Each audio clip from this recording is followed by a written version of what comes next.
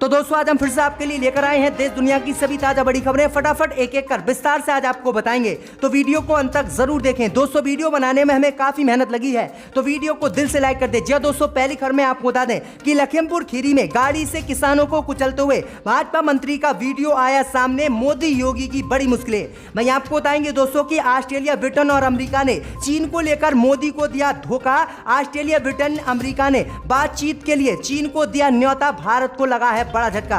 वहीं आपको बताएंगे दोस्तों कि शरजील इमाम ने मोदी सरकार पर बोला हमला, कहा मोदी के एक हुक्म के चलते मुझको डाला गया है जेल में। वहीं आपको बताएंगे दोस्तों कि कश्मीर में अवैध रूप से कब्रिस्तान पर बिल्डर ने किया कब्जा। मुसलमानों के विरोध के बाद कब्रिस्तान को कराया गया खाली। वहीं आपको बताएंगे दोस्तों कि बिहार में राजद और कांग्रेस का टूट गया गठबंधन। दोनों पार्टियों ने अकेले चुनाव लड़ने का बिहार में किया ऐलान। वहीं आपको बताएंगे दोस्तों कि ममता बनर्जी की जीत के बाद भाजपा को लग सकता है एक और बड़ा झटका, कई विधायक छोड़ सकते हैं पार्टी। वहीं आपको बताएंगे दोस्तों कि लखीमपुर खीरी हिंसा को लेकर शिवसेना ने मोदी सरकार पर साधा निशाना, कहा लखीमपुर खीरी की जगह एलएसी सील किए होते तो चीन के सैनिक भारत की सीमा में नहीं घुस पाते। तो सभी खबरों को आपको बताने वाले हैं दोस्तों, वीडियो को लाइक कर चैनल को सब्सक्राइब कर दें। इसी बीच तो दोस्तों अगली खबर की ओर, तो लखीमपुर खीरी हिंसा को लेकर गाड़ी से किसानों को कुचलते हुए बीजेपी मंत्री का वीडियो आया सामने। योगी के छूटे पसीने। जी दोस्तों, आपको बता दें कि लखीमपुर खीरी में रविवार को हुई घटना का नया वीडियो सामने आया है। इस वीडियो में साफ देखा जा सकता है कि किसानों को पीछे से रौंदते हुए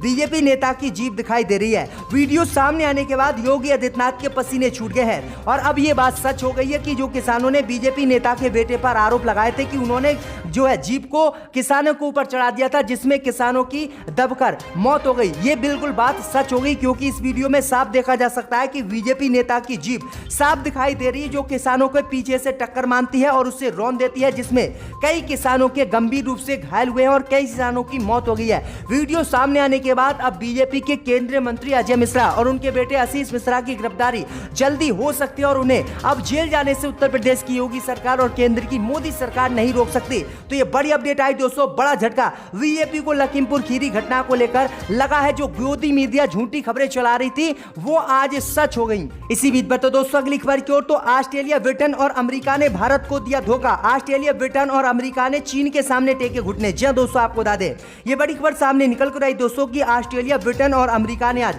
मोदी सरकार को बड़ा झटका दिया है और बड़ा धोखा चीन को लेकर दिया है। दरअसल आपको बता दें कि बीते दिनों ऑस्ट्रेलिया, ब्रिटेन और अमेरिका ने चीन के खिलाफ आकुश गठबंधन किया था और इस आकुश गठबंधन का मुख्य उद्देश्य था कि चीन को हिंद महासागर में रोकना। वहीं आपको बता दें कि मोदी सरकार को इस गठबंधन में शामिल करने से अमेरिका ने इनकार कर दिया था। मना करने के बाद भी मोदी ने बेशर्मी से आकुश गठबंधन को अपना समर्थन दे दिया था और कहा था कि अमेरिका, ब्रिटेन और ऑस्ट्रेलिया आकुश गठबंधन के तहत जो भी कार्रवाई चीन के खिलाफ करेंगे भारत उसका समर्थन करेगा। लेकिन आपको बता दें कि अभी 2-3 हफ्ते के बाद ही ऑस्ट्रेलिया, ब्रिटेन और अमेरिका ने चीन के सामने घुटने टेक दिए और आकुश गठबंधन के तीनों देशों ने साफ कह दिया है कि वह चीन से बातचीत के लिए तैयार है और वह चीन का मुकाबला नहीं कर सकता। तो ये बड़ी अपडेट आई दोस्तों कि चीन के सामने इतने बड़े बड़े देशों ने घुटने टेक दिए और मोदी सरकार को बड़ा झटका दिया, क्योंकि मोदी ने खुला समर्थन इन तीनों देशों को चीन के खिलाफ दे दिया था। लेकिन अब बात मोदी सरकार की खिलाफ इन तीनों ही देशों ने कर दी है। तो ये बड़ी अपडेट आई दोस्तों कि जहां अमेरिका में खूब बेइज्जती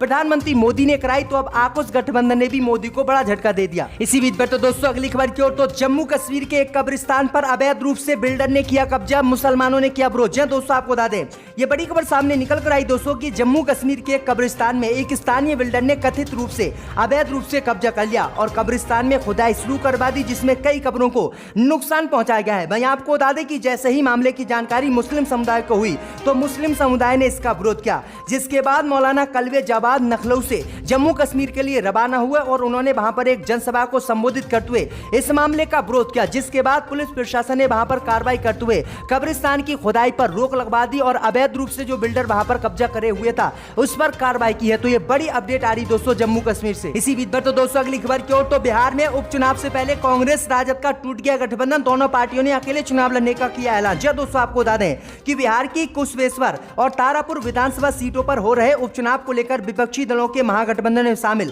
कांग्रेस ने अपने सहयोगी दल राष्ट्रीय जनता दल को खुली चुनौती देते हुए दोनों सीटों पर प्रत्याशी उतारने की घोषणा कर दी है।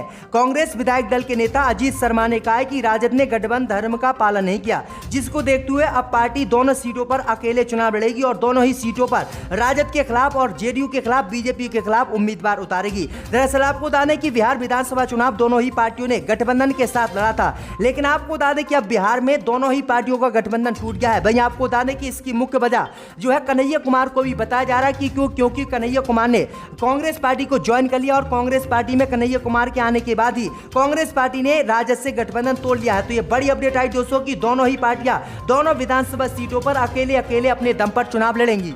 इसी बीच पर तो दोस्तों अगली खबर की ओर तो शर्जिल इमाम ने मोदी पर लगाए आरोप, कहा मोदी की वजह से चल रहा है मुझ पर मुकदमा। जी दोस्तों आपको बता दें कि जवाहरलाल नेहरू विश्वविद्यालय के छात्र शर्जिल इमाम ने सोमवार को दिल्ली की एक अदालत में कहा कि वह कोई आतंकवादी नहीं है। उस पर चल रहा मामला एक सरकार के कारण नहीं बल्कि किसी बादशाह के हुक्म के नतीजा है। दरअसल आपको बता दें कि नागरिकता संशोधन कानून को लेकर उनको ये आरोप लगाए गए थे कि उन्होंने दिल्ली में हिंसा भड़काई और उन्होंने विवादित बयान दिए थे। इसी के बाद 2019 में उनको गिरफ्तार कर लिया गया था, लेकिन जवाहरलाल नेहरू यूनिवर्सिटी के छात्र शर्जिल इमाम लगातार जमानत मांग रहे हैं, लेकिन उनको जमानत नहीं दी जा रही है। जबकि दिल्ली हिंसा में जिनने हिंसा फैलाई थी उनको कोर्ट ने जमानत दे दी। भाई आपको बता दें कि शर्जिल इमाम ने जमानत ना देने पर कोर्ट में दलील दी कि मोदी के हुक्म के चलते ही मुझ पर ये केस चल रहे हैं और इसलिए मुझे जमानत नहीं दी जा रही है। तो ये बड़ी अपडेट आ रही, गंभीर आरोप शर्जिल इमाम ने लगाए हैं। इसी बीच पर तो दोस्तों अगली खबर की ओर तो पश्चिम बंगाल में ममता बनर्जी की जीत के बाद भाजपा को लग सकता है बड़ा झटका, छोड़ सकते हैं कई विधायक पार्टी। जय दोस्तों आपको बता दें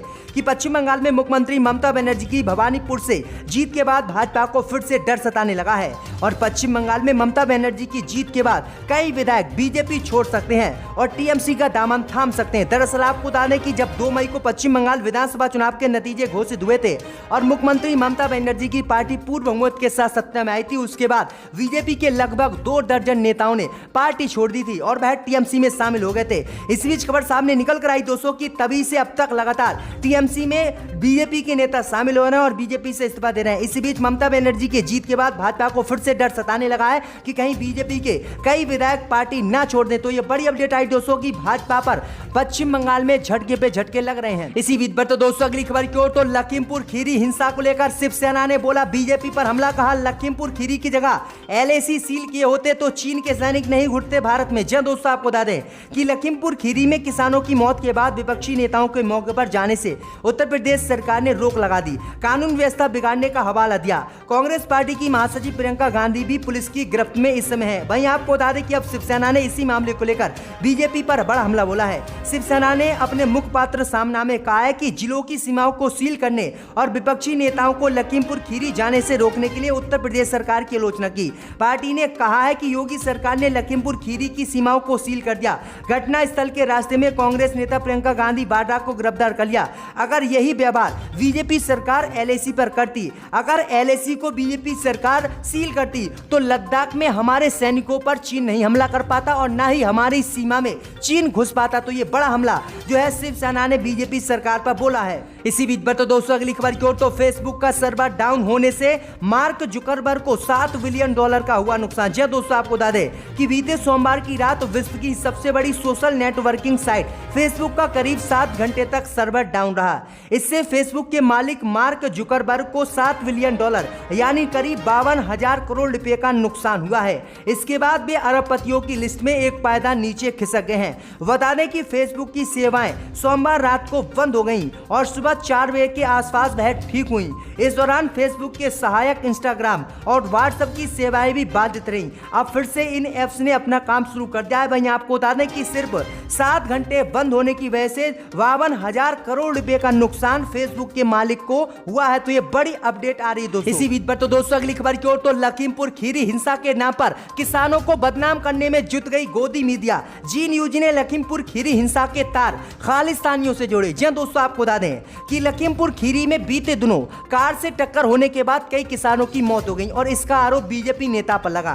भैया आपको बता दें कि लखीमपुर खीरी हिंसा पर अब जो है किसानों को बदनाम करना गोदी मीडिया ने शुरू कर दिया है और बीजेपी की चापालूसी बीजेपी ने शुरू कर दिया है। दरअसल आपको बता दें कि गोदी मीडिया के चैनल जी न्यूज ने लखीमपुर खीरी की हिंसा की आंच अब खालिस्तान से जोड़ दी है।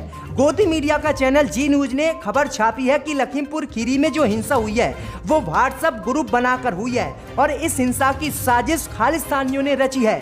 गोदी मीडिया के चैनल जी न्यूज ने बताया है कि खालिस्तानी संगठनों ने ललकार किसान नाम से एक व्हाट्सएप ग्रुप बनाया था और इस ग्रुप में केंद्रीय गृह राज्य मंत्री अजय मिश्रा के वीडियो शेयर किए और इस व्हाट्सएप ग्रुप में लिखा था कि इससे हमें बदला लेना है। पता नहीं ये कहां से जी न्यूज यानी गोदी मीडिया का चैनल खबर ला रहा है। ऐसी अभी तक किसी भी व्हाट्सएप ग्रुप और किसी भी ऐसी खबर की पुष्टि नहीं हो सकी है, लेकिन गोदी मीडिया के चैनल लखीमपुर खीरी हिंसा को अब खालिस्तानी हिंसा बता रहे हैं और खालिस्तान से इसे जोड़ रहे हैं। आपकी क्या राय दोस्तों हमें कमेंट में जरूर बताएं। लेकिन भाजपा और गोदी मीडिया के इन चैनलों ने अभी तक ये खबर नहीं छापी कि किस तरह से बीजेपी नेता के बेटे की जीभ ने किसानों को रौंदा।